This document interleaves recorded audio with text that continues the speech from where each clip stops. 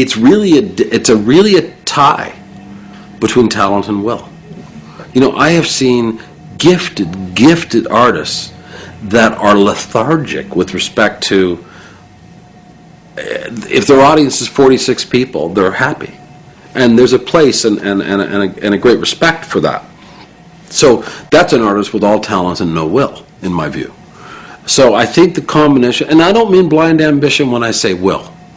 I mean will to find out, okay, I want to have this experience. I want to see where this is going to take me. I want to be open to change. I want to be open to interpretation and input and all those things that go with succeeding.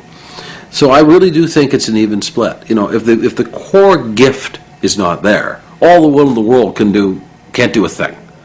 You know, and that's the frustrating part of our job is, you know, I meet human beings that are artists that I absolutely, as people, adore. And it tears my heart out sometimes if, for example, we don't end up doing something together with them. That's why it's so important that the gift or the talent is there along with the will. I think the first thing, if you want to succeed in the business of music, is to be authentic.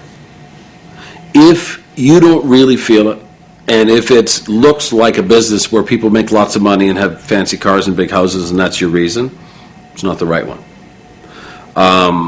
So to get from the mailroom to the CEO's chair, it's a combination of business acumen and empathy. If you don't have, you're dealing in a commodity that's not a commodity. You're actually selling and marketing something and nurturing something that's an intellectual property and a person's mind and a person's persona. It's not a bottle of Evian. It's not a widget. So empathy is extremely important in music, in the business of music, to have for human beings, any human being, but particularly for artists who are fascinating and fun people to deal with. So will is back again as a word. Empathy is very clear, and an authentic love for the music. And the thing I'll close with on that answer, in terms of how do you get my job and how do you go after this, is to have an end zone in mind. When I was in the mailroom when I was 20 years old, I didn't say, I want to be CEO by the time I'm 40. I didn't do that. I said, I want to be the CEO of this company and I want to run it because I love it when I'm ready to. And if someone handed me that at 35, I wouldn't have had the maturity or the wisdom, and I wouldn't have been ready, and I probably would have screwed it up. But it's so interesting that I never set a time limit, and I was actually 40 the year it happened. So things happen in their place and time. But always, I think you always have to keep the end zone in mind.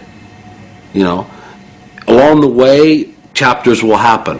You know, but I think always keep one eye on the ball.